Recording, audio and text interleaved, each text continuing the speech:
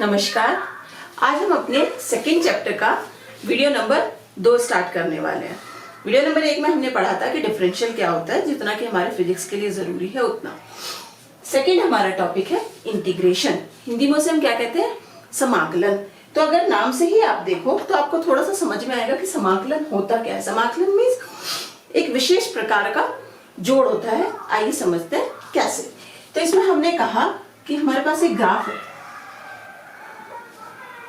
x और y से, ऐसे p q हमारा ग्राफ है और y हमारा x का फंक्शन है। तो मीन्स y बराबर क्या है? fx। अब हमें इन्होंने कहा कि इस ग्राफ के नीचे घिरा हुआ क्षेत्रफल निकालो। अगर ये एक स्ट्रेट लाइन होती, अगर ये ऐसे होता तो हम घिरा हुआ क्षेत्रफल बड़े आराम से निकाल लेते। ये ट्रायंगल का और रेक्टेंगल का क्या क्षेत्रफल होता है, ठीक है। अगर ऐसे लाइन होती तो भी बड़े आराम से निकाल लेते, रेक्टेंगल या स्क्वायर जो भी बनता उसका क्षेत्रफल क्या है। पर अब हमारी लाइन कुछ ऐसी आ गई है, कर्व वाली। अगर कर्व वाला आ जाए तो उस पर आप क्षेत्रफल कैसे निकालेंगे, तो आइए समझते हैं। तो सबसे पहले हमने कहा कि जो हमारा y है वो x का फंक्शन है, ठीक है। यहां हमने मान लिया x बराबर a, x बराबर b। तो इसमें अगर आप देखो x बराबर a के लिए y का मान क्या है, ये इसे लिख लो a और b। x बराबर a के लिए y का मान क्या है, ये ap, ठीक है। सो x बराबर a के लिए y का मान क्या है, ap। तो हम इसे क्या लिख देंगे फंक्शन के रूप में, f a। x बराबर a के लिए मान है ap। ऐसे ही x बराबर b के लिए मान क्या हो जाएगा, bq। और bq क्या हुआ हमारा, f b, करेक्ट। अब हमें इसका क्षेत्रफल निकालना है। तो हम क्या करेंगे कि इसे छोटी छोटी पट्टियों में बांट लेंगे, समझो कि ऐसे, और सभी पट्टियों की चौड़ाई बराबर है, ठीक है।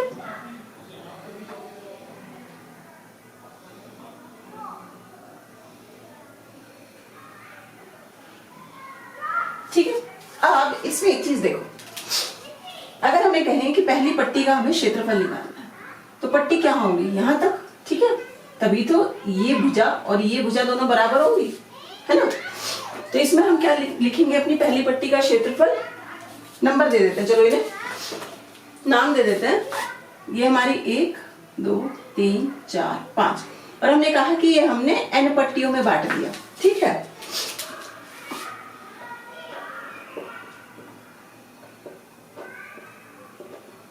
तो पट्टी 1 का क्षेत्रफल क्या हो गया हमारा, AP, और इसकी मोटाई हमने कितनी मानी, डेल्टा x।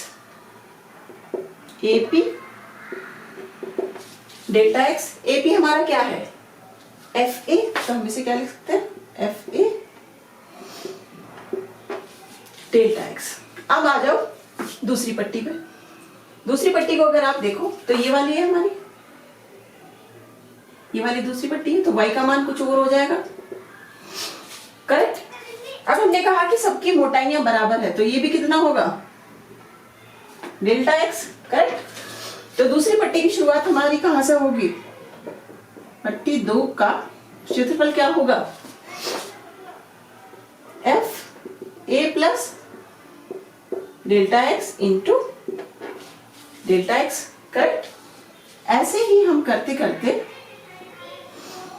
कहां तक पहुंच जाए, nवीं पट्टी तक। अब इसमें आप एक चीज देखो, पट्टी n का क्षेत्रफल, चौड़ाई तो सबकी डेल्टा x ही है, तो यहां आ गया हमारा डेल्टा x। जो nवीं पट्टी है इसमें देखो, ये इतनी तो हुई ना हमारी पट्टी, सी। तभी तो हम लंबाई गुणा चौड़ाई का फॉर्मूला लगा पा रहे हैं, तभी तो हम इसे क्षेत्रफल कह रहे हैं, चौड़ाई गुणा लंबाई, करेक्ट। तो ये सारी पट्टियां इतनी इतनी है, जहां तक नीला मार्क है उतनी उतनी हम पट्टियां ले रहे हैं, ठीक है।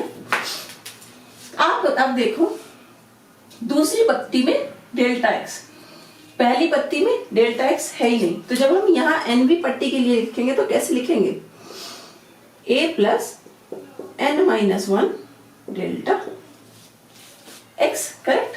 और ये a plus n minus 1 delta x हमारा कौन सी पट्टी है, B Q.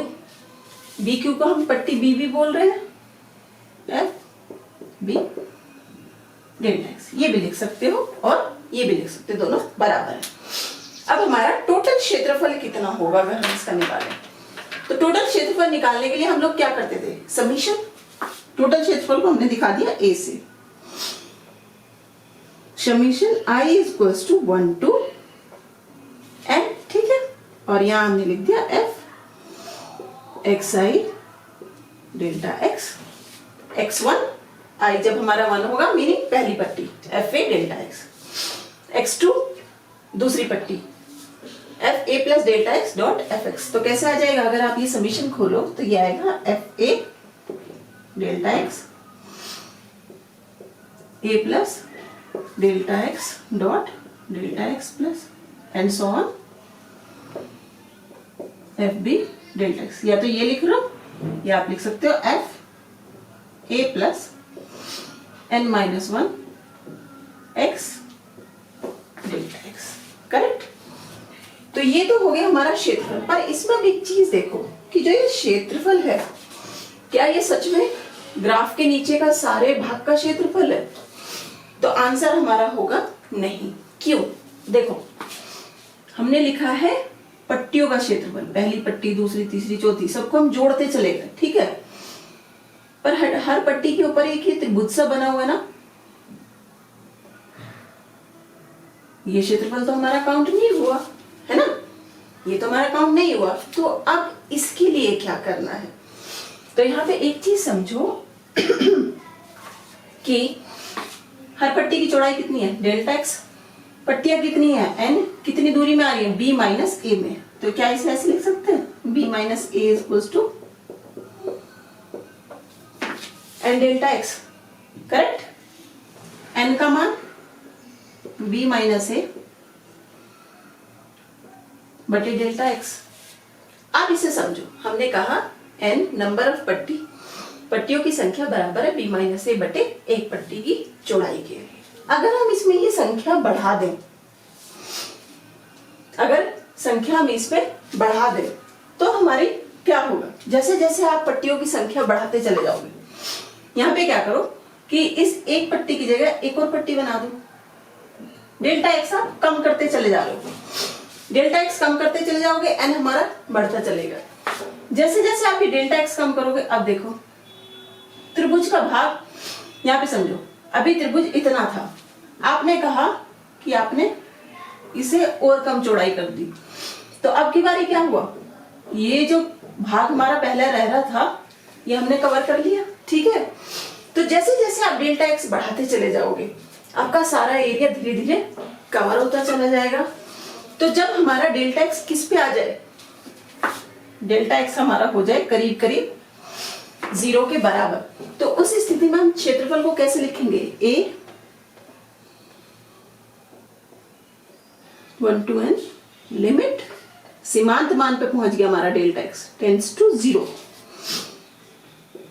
F x i delta x. और इसी चीज को हम कहते हैं इंटीग्रल। इसे कैसे लिखा जाता है, अब हमने दिखा दिया अपना, ए था केवल क्षेत्रफल पट्टियों का पहली स्थिति में, अब पूरा क्षेत्रफल ये क्या हो जाएगा हमारा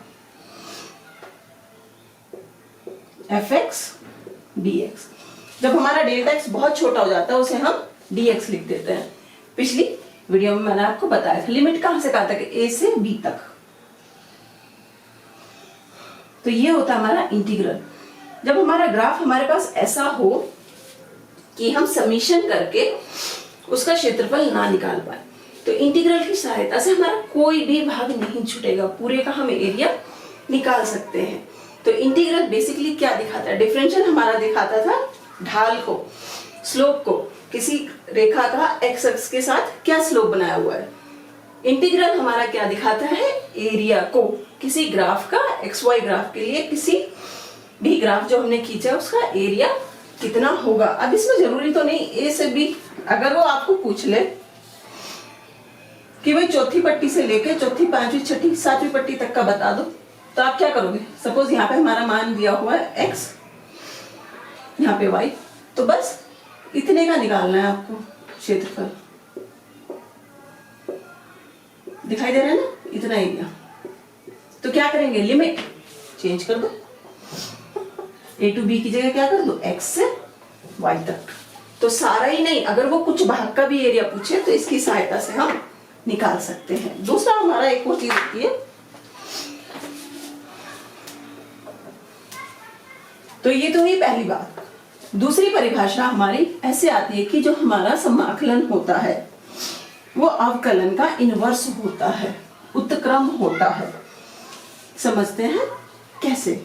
तो हमारे पास वेलोसिटी, वेग और विस्थापन में एक संबंध होता है। v हमारा क्या होता है, ds बटे dt। तो अगर आपको s दिया है तो आप v आराम से निकाल सकते हो, पर उन्होंने आपकी बार v दे दिया और s पूछ लिया तो क्या करोगे। इस केस में क्या करो, इसे इधर ले आओ, ds बराबर v dt, दोनों साइड का इंटीग्रल कर दो, s बराबर v dt। तो इंटीग्रल डिफरेंशियल का उत्क्रम होता है। अगर हम कहते थे d by D x log x 1/x है, तो 1/x dx क्या हो जाएगा, log x। समझ आई।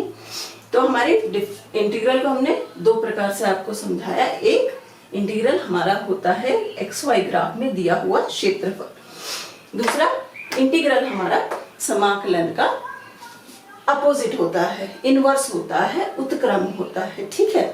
तो पहला फॉर्मूला है हमारा x to the power n dx का समाकलन। फर्स्ट ऑफ ऑल ऐसे समाकलन जिसमें आपको कोई सीमा ना दी हुई हो, इन सब को हम कहते हैं अनिश्चित समाकलन।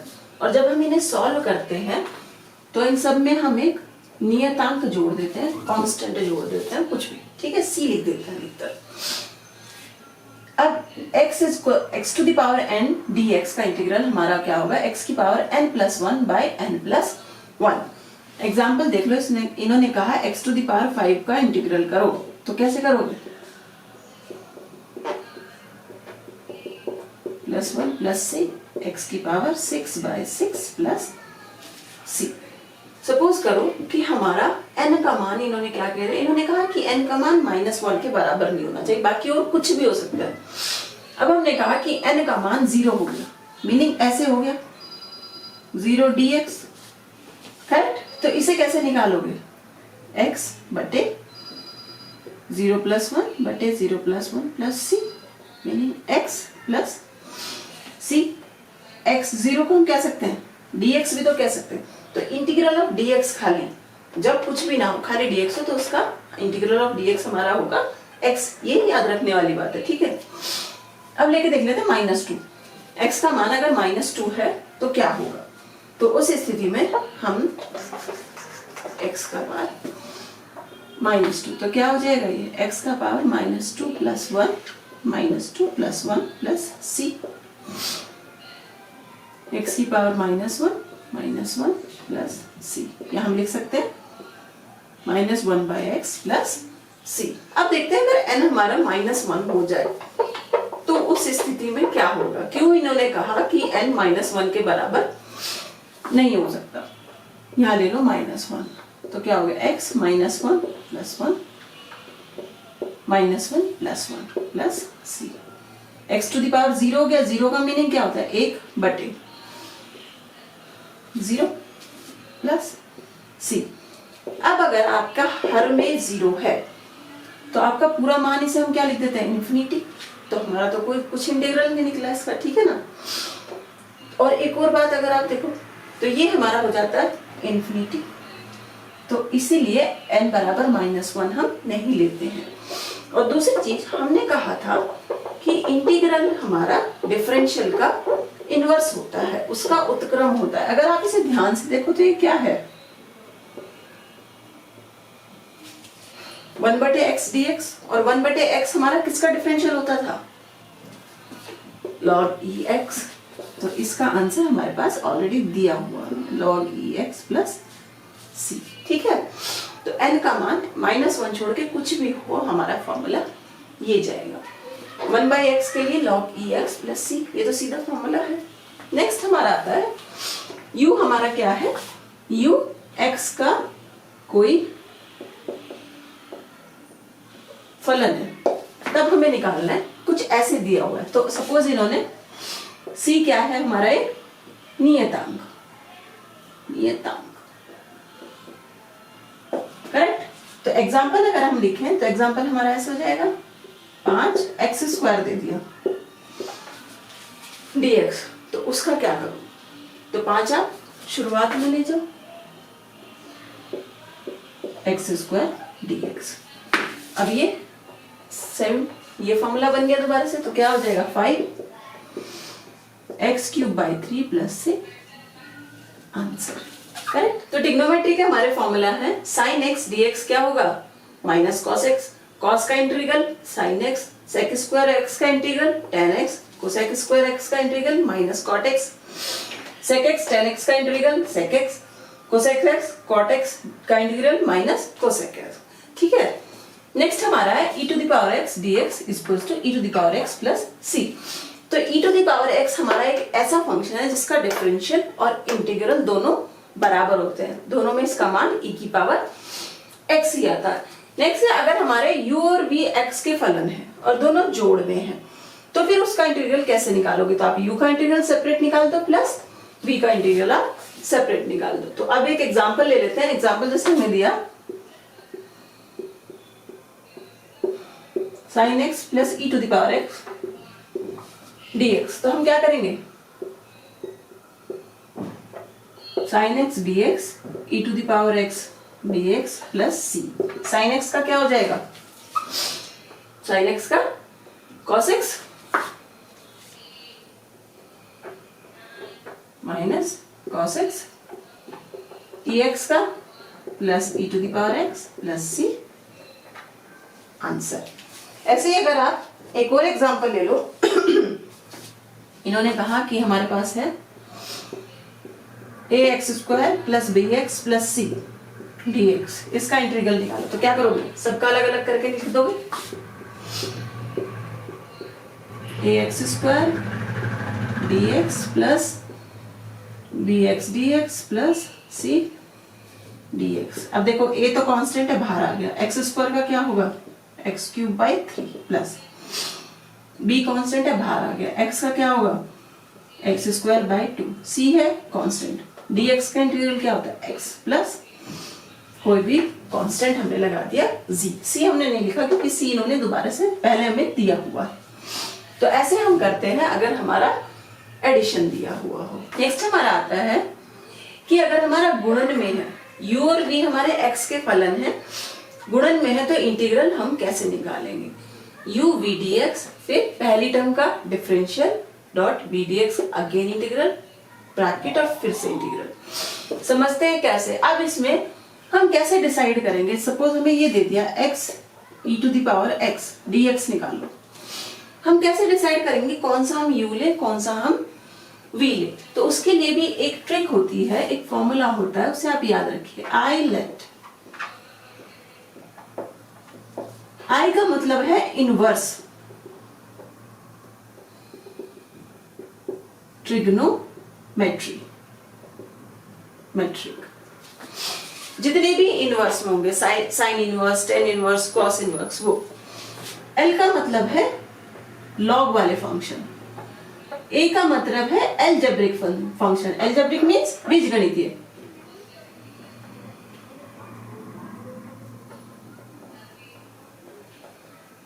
T का मतलब है ट्रिग्नोमेट्रिक, और E का मतलब है एक्सपोनेंशियल। तो एक्सपोनेंशियल मीनिंग e⁻x वाली, trigonometry means sine, cos, tan, cot, theta सारे, एलजेब्रिक x वाले, x या y के मान में हो, L लॉग वाले, T इनवर्स वाले मीन्स टेन इनवर्स x हो, साइन इनवर्स एक्स हो, तो ट्रिग्नोमेट्री में जो भी इनवर्स के हो हमारे वो सारे, तो आपको ये फॉर्मूला याद रखना है। क्या बोलते हैं इसे? आई लेट या आई लेट। अब देखो इसमें पहला क्या है? एक्स और ई एक्स। पहले हमारा क्या आता है? एलजेब्रिक, तो जो पहले आ रहा है उसे हम यू ले लेंगे। एलजेब्रिक मीन्स एक्स, तो ये हमारा हो गया पहला फंक्शन, ये हमारा हो गया सेकंड फंक्शन। उसमें चेक करो जो भी पहले पढ़ रहा है इनमें से वही पहले हमें ले लेना है। तो चलो अब सॉल्व करके देखते हैं कैसे होगा। इस फॉर्म में लिखो x e to the power x dx minus integral dx बटे dx dot e to the power x dx तो dx सॉल्व करो। x e to the power x का integral e to the power x minus integral dx by dx 1 हो जाएगा। उसमें बताया था हमें d बाई dx x की पावर 1 हो तो 1 आता है। e to the power x का integral e to the power x dx plus c आ गया। अब दोबारा से करो x e to the power x minus e to the power x का प्लस c1। कांस्टेंट है, कुछ भी होता चला जाएगा, तो आंसर हमारा आ गया ये। एक और एग्जांपल ले लेते हैं। अब ये एग्जांपल हुआ हमारा जब हमारे पास एल्जेब्रिक और एक्सपोनेंशियल फंक्शन था। एक एग्जांपल ले लेते हैं, सपोज चलो ट्रिग्नोमेट्री का ले लेते हैं।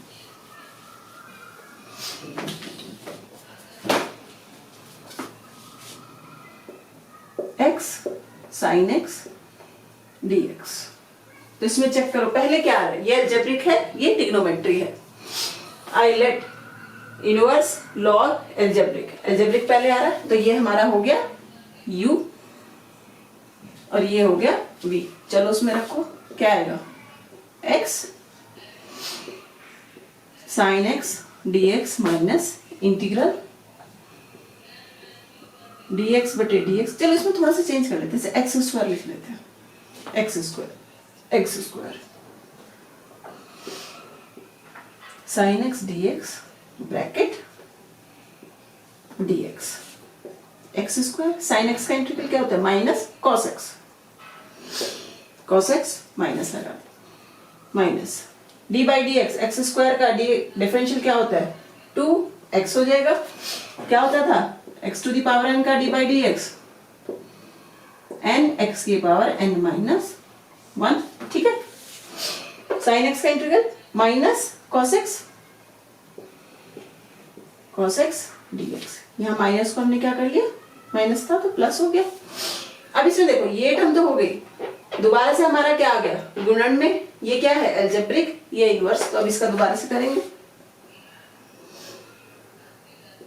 cos x प्लस ये u है, ये v है, दो तो कांस्टेंट है, बाहर रख दो।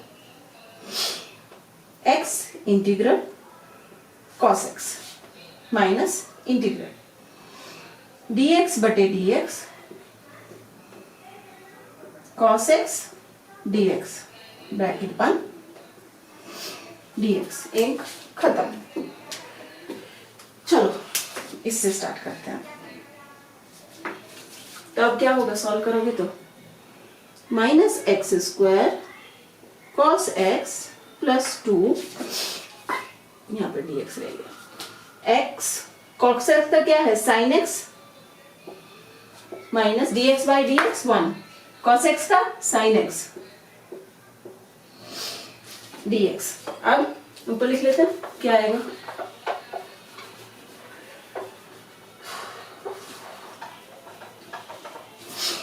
दोबारा लिखो इस सारे को, minus x square cos x plus 2x sine x minus sine x. Sine x का क्या होता है? Cos x plus constant. तो ऐसे हमारा होगा गुणन में। आपको पहले चेक करना होगा कि आपको दिया क्या हुआ है। चलो एक और छोटा सा एग्जांपल ले लेते हैं।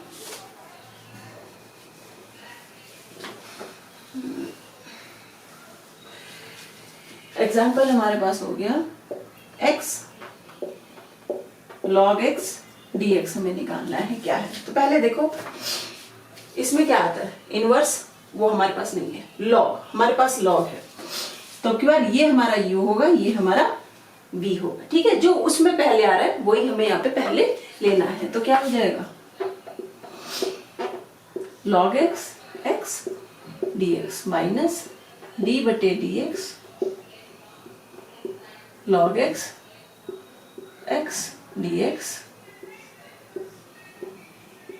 dx। सॉल्व करो, log x x का क्या हो जाएगा, एक्स स्क्वायर बटे 2 माइनस इंटीग्रल d बटे dx। log x का डिफरेंशियल क्या होता था, 1 बटे x डॉट x का हो जाएगा x square by 2 dx, x x cancel, तो हमारे पास बचा log x x square by 2 minus यहाँ क्या बचा, 1 बटे 2 बाहर ले दो, x dx। x dx का क्या हो जाएगा, x square by 2 again log x x square बटे 2 माइनस 1 बटे 2 एक्स स्क्वायर बाई 2। इसकी इसमें गुणा हो जाएगी तो 4 x square by 4 plus c constant, answer. तो ऐसे हम निकालेंगे अगर हमारा गुणन में दिए हुए हैं, तब हमसे इंटीग्रल पूछा है, ये याद रखो। आई लेट इससे आप करके देखोगे, नहीं तो अगर आप इससे नहीं करोगे, सपोज आपने इसमें x पहले ले लेते तो log x हमारा कहाँ था, इंटीग्रल में, ठीक है ना। log x का तो इंटीग्रल हमें आता ही नहीं है, तो फॉर्मूला याद रखो पहले। गुणन के लिए ये फॉर्मूला आना जरूरी है, तभी आप सॉल्व कर पाओगे। नेक्स्ट अब हम देख लेते हैं हम प्रतिस्थापन से अपना इंटीग्रल या समाकलन कैसे सॉल्व करते हैं। देखो हमें sin x का तो पता है, माइनस cos x होता है। sin 2x का तो हमें नहीं पता क्या होता है, तो हम क्या करेंगे, हम कोशिश करेंगे कि ये 2x हमारा किसी तरह x में आ जाए। तो हमने क्या लिख लिया, 2x बराबर t लिख लो। सो 2 dx बटे 2x dx बराबर क्या हो गया, dt, करेक्ट। तो dx बराबर हमारा क्या आ जाएगा, एक और लिख ले तो dx बराबर dt बटे 2, ये मान इसमें रखो। तो इंटीग्रल क्या बना हमारा, sin t dx की जगह dt बटे 2, 1 बटे 2 हमारा कांस्टेंट है, इसे हम बाहर ले लेंगे, sin t dt 1 बटे 2, sin t का क्या हो जाएगा, minus cos t plus constant minus 1 बटे 2 cos t का मान क्या था, 2x प्लस c, आंसर। ऐसे ही अब एक और एग्जांपल है, e to the power x का हमें पता है, e to the power x स्क्वायर का कैसे करते हैं। x स्क्वायर को 2 मान लो, 2x dx बराबर dt। यहाँ जब हम मानते हैं उसके बाद हम हमेशा डिफरेंशियल करेंगे, याद रखो। जब आप प्रतिस्थापन करते हो और उसे किसी और चीज से आप हटाते हो या इंटरचेंज करते हो, तो उसमें हमेशा डिफरेंशियल करेंगे। सो dx क्या हो जाएगा, dt बटे 2x रखो इसमें, e to the power x square, sorry x square को हमने क्या माना, t dx बटे 2x, करेक्ट। अब यहाँ पे देखो एक्स स्क्वायर क्या है, t, तो x का मान क्या हो जाएगा, अंडर रूट टी। यहाँ x आ रहा है, इसे हटाना है, 1 बटे 2 e to the power t by under root t dt आ जाएगा हमारे पास। अब एक और चीज, इंटीग्रल में हमारे पास भाग का कोई फॉर्मूला नहीं होता, ठीक है। अब यहाँ पे देखो, इसे किस फॉर्मूले से करेंगे हम, e t to the power minus 1/2। कौन सा पहले लेंगे, याद करो क्या था फॉर्मूला हमारे पास, ILATE। इनवर्स है नहीं, लॉग है नहीं, algebraic, t to the power minus 1/2 हमारा एल्जेब्रिक है, तो हम इसे पहले लेंगे। तो 1/2 कैसे लिखा जाएगा, ये t की power minus 1/2 integral e to the power t dt minus integral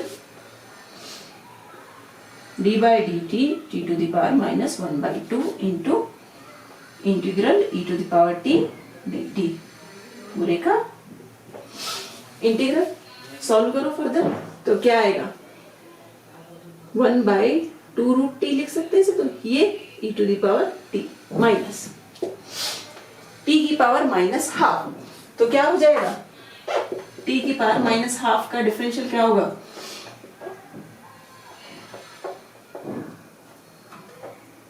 -1/2 t to the power -1/2 -1, तो -1/2 t टू द पावर 2 3 -3/2, तो इसे आप क्या लिख सकते हो, ये हो जाएगा हमारा -1/2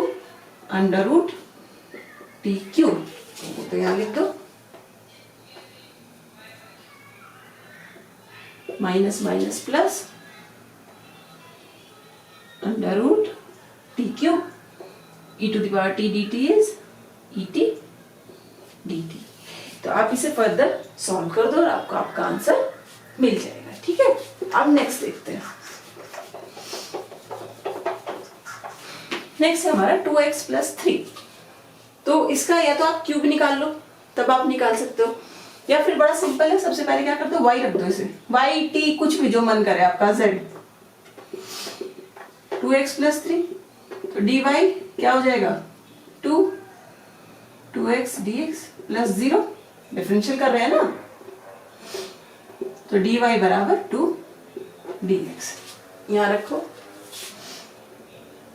y³ dx बराबर dy बटे 2, 1/2 बार आया y³ dy, y³ क्या हो जाएगा 1/2, y 3 + 1 4, 3 + 1 4, तो हमारे पास हो गया 1/8 प्लस c कांस्टेंट।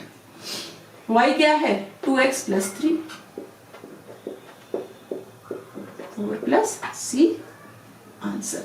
तो ऐसे हम करते हैं अपना प्रतिस्थापन। इसमें ही एक और छोटी सी चीज आ जाती है हमारे पास कि सपोज गुणन का फॉर्मूला हम कब लगा रहे थे, जब हमारे पास आइलेट हो, दोनों अलग अलग राशियां हो, या तो एल्जेब्रिक एक्सपोनेंशियल हो, एल्जेब्रिक ट्रिग्नोमेट्री हो, एक्सपोनेंशियल ट्रिग्नोमेट्री हो, एक्सपोनेंशियल लॉग हो, लॉग एल्जेब्रिक हो, तो जब वो कॉम्बिनेशन होते थे तो हम अपना गुणन का फॉर्मूला लगाते थे। पर अब अगर आप ये देखो कि सपोज हमारे पास कुछ ऐसा आ गया,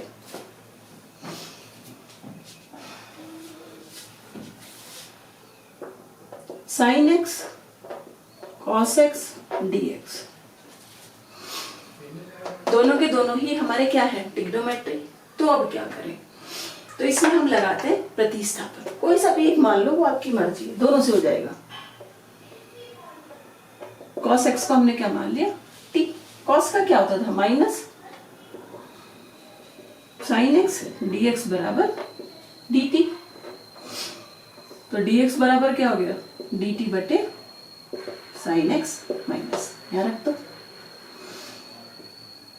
sin x cos x को हमने क्या माना t, dx क्या है माइनस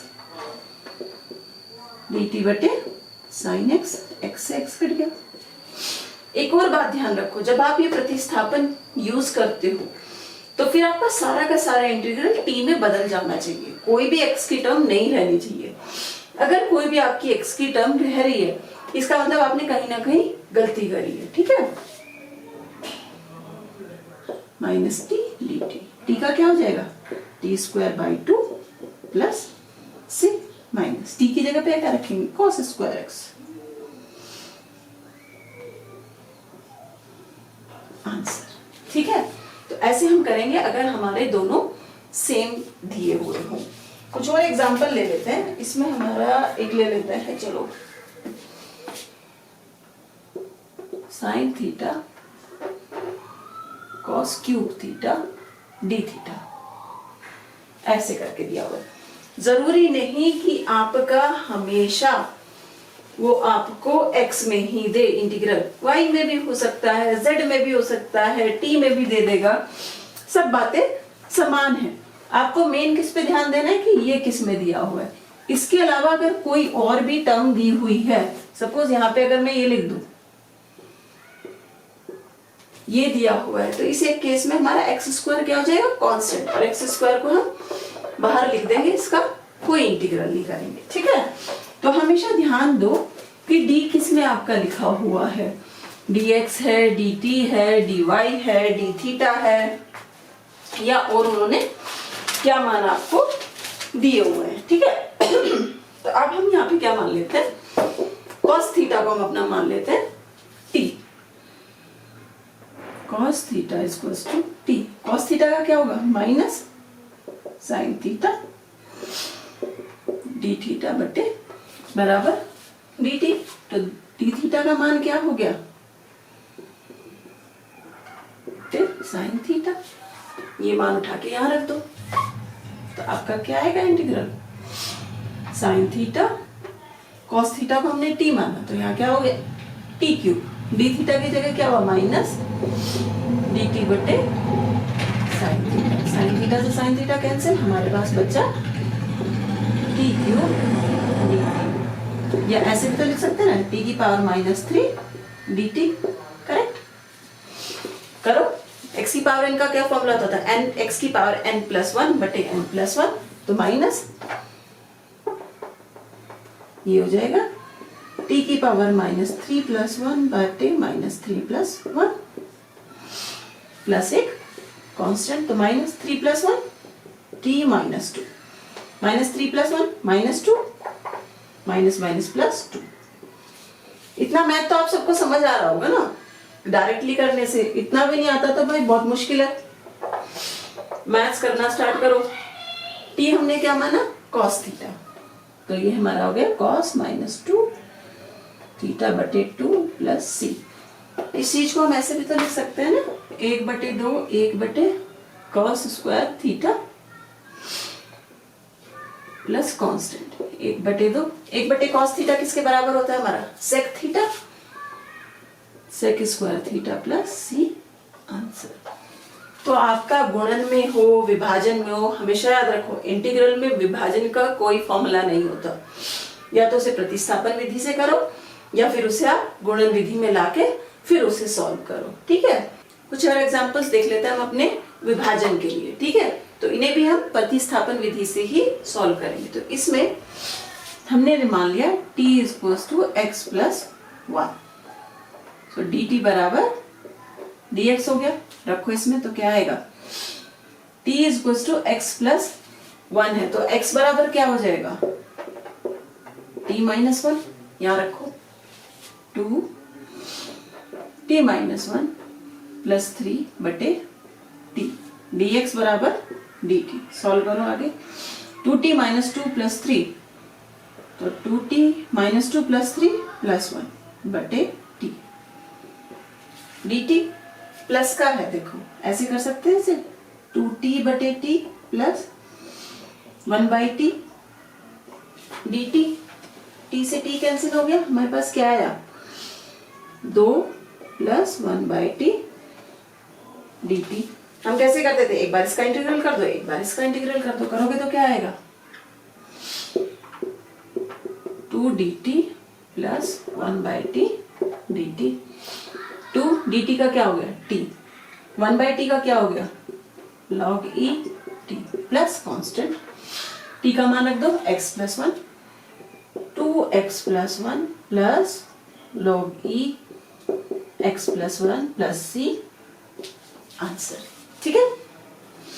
तो सिंपल हो जाता है, बस आपको देख लेना, आपको अधिकतर विभाजन में जो आपका हर में होता है उसे हम t के बराबर मान लेते हैं। चलो नेक्स्ट करके देखते हैं, नेक्स्ट में भी हम क्या करेंगे, x² + 2 को हम अपना t मान लेंगे, तो क्या हो जाएगा 2x dx बराबर dt, ये तो 0 हो जाएगा इसका, तो dx बराबर dt बटे 2x, ये माना यहाँ रखो, तो क्या आएगा हमारे पास इंटीग्रल x, t का मान क्या है, x² + 1 की जगह हमारा क्या हो जाएगा t - 1, देखो भाई यहाँ +1 रख दे, यहाँ -1 हो जाएगा, करेक्ट। ये देखो, इसे ऐसे भी तो लिख सकते हैं ना, x² बराबर t - 2, x² की जगह हम रखेंगे क्या t - 2 प्लस 1 बटे x² + 2 इज t, dx की जगह dt बाय 2x, इसलिए मैंने इस x को बदला नहीं था। कैंसिल हो गया, क्या बचा हमारे पास, यहां जो t - 1 बटे t dt बटे 2, 1/2 बाहर आ जाएगा। अब इसका दोबारा से और सॉल्व करो इसे, 1/2 t बटे t 1 - 1/t dt। जैसे हम एडिशन में करेंगे सेम वैसे ही हम अपना सब्ट्रैक्शन जब हमारा माइनस होगा तब करेंगे। तो 1/2 integral dt minus integral 1/t dt, ठीक है। dt का इंटीग्रल क्या हो जाएगा, t, 1/t का log e t plus constant 1/2, t का मान क्या है, x² + 2 minus log e x² + 2 plus c answer, ठीक है। नेक्स्ट सॉल्व करते हैं, चलो। तो अभी हम क्या मानेंगे, √1 + x ना मान के आप 1 + x को मान लो, ठीक है। या अंडर को भी मान लो तो उसमें भी कुछ ज्यादा आपका फर्क पड़ेगा नहीं।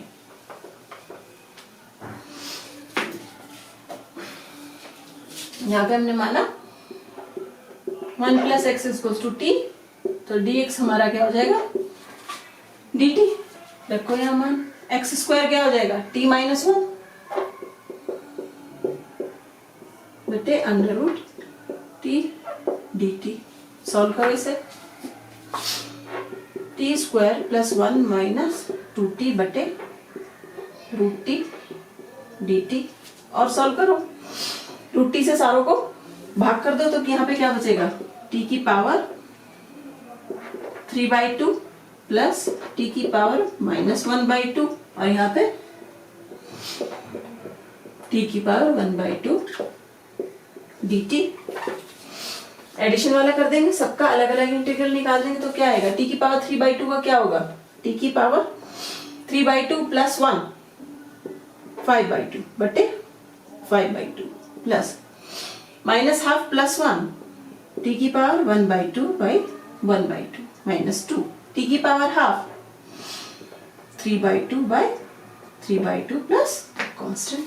अब इसमें सारों से हमारा क्या 1/2 1/2 1/2 कॉमन आ रहा है, तो 2 हमारा यहाँ आ गया। t की जगह पे क्या है, 1 + x की पावर 5 रूट 5/2 को ये भी तो लिख सकते हैं ना, रूट 1 + x - 2 बटे 5/3 1 + x का क्यूब √+ c। अगर आपको थोड़ा सा और ज्यादा सॉल्व करना है तो इसमें से √1 + x कॉमन ले सकते हो आप सारे में से, तो आपका यहाँ पे क्या बचेगा, 1 + x की पावर 4, करेक्ट। या चलो यही आंसर। तो ये तो था हमारा सारा अब तक अनिश्चित समाकलन। एक होता है निश्चित समाकलन, उसमें आपको क्या कर देंगे, उसमें आपको ये लिमिट दे देंगे इसकी कि भाई ये कहां से कहां तक जा रहा है। इसमें अगर इन्होंने कहा कि 0 से 1 तक जा रहा है, तो जब हमारा इसे कहेंगे लोअर लिमिट, इसे कहेंगे अपर लिमिट, निम्नतम लिमिट, महत्तम लिमिट, ठीक है। तो हम क्या करेंगे, एक बार इसका मान रखो फिर इसका मान रखो, तो इसे उस केस में जब आपको लिमिट्स दे दे तब ये कांस्टेंट c नहीं लिखेंगे। तो हमने ये सारा सॉल्व कर लिया, इसके बाद हम अपनी लिमिट लगा देंगे 0 + 1, ठीक है। तो एक बार 0 रखो सारे में, फिर माइनस करके एक बार 1 रखो। तो आपको अगर एक छोटा सा फॉर्मूला टाइप लिखना हो तो हमारा इसका फॉर्मूला कैसे बन जाएगा, अगर आपको लिमिट दी हुई है तो आप उसे कैसे लिखोगे। इन्होंने कहा fx dx है a to b, जैसे हम क्या करेंगे fb माइनस fa ऐसे लिखेंगे, ठीक है, fb माइनस fa। तो पहले एक बार 1 रखो सब में, फिर माइनस करके सब में 0 रखना x का मान। तो चलो यहाँ रखते हैं 1 + 1 to the power 5 √5 plus 1 + 1 √2 minus 2/3 1 plus x की पावर √3 सो 2 की पावर 3 √ इसका। अब माइनस सब में 0 रखो x की जगह, x की जगह 0 1 1 टू द पावर 5 1 1/5 प्लस 1 0 1 का रूट 1, इतना तो मैथ्स आता है ना, डायरेक्ट लिख रही हूं मैं 2/3 x की जगह 0 1 क्यूब 1 तो 1 आ जाएगा। ठीक है, अब आप इसे फर्दर सॉल्व कर दो, आपका आंसर आपको मिल जाएगा। एक और छोटा सा एग्जांपल ले लेते हैं कि अगर आपको लिमिट्स दी हुई है तो आप उन्हें कैसे करोगे। ठीक है,